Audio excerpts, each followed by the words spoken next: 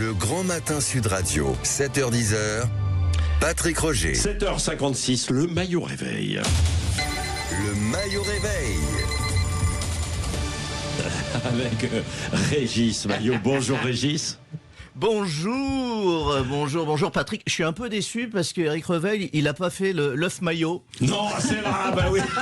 Non, je voulais faire un autre truc, Régis. Vous savez que le mimosa commence à ensoleiller la Côte d'Azur. Je voulais faire aussi l'œuf mimosa. C'est merveilleux. Ouais, mais l'œuf maillot, c'était de circonstance. Ouais. J'espère qu'il y aura pas de coquilles dans ma chronique. Ouais. On va les faire toutes. Bon, comment ça va ce matin? Bah écoutez, ça va mal. Je vous explique. Hier, j'ai voulu faire une Le Cornu à mon fils. Ah bon? Oui, je lui ai dit, soit tu ranges ta chambre, soit je dissout tes Pokémon, et il s'est marré.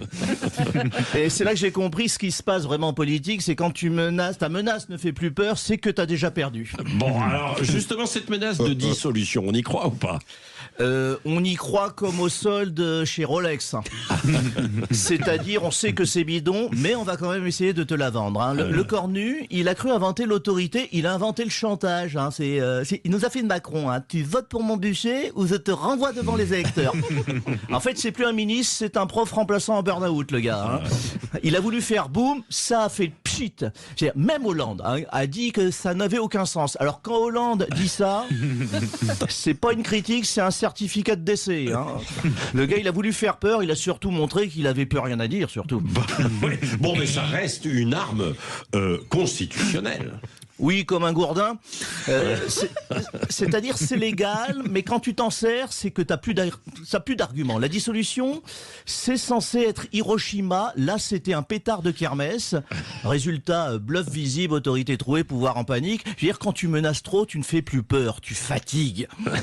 Bon, oui. Mais ça marche quand même sur les députés ou pas alors? Ah, bah évidemment, la dissolution, c'est Voldemort du Palais Bourbon. Hein.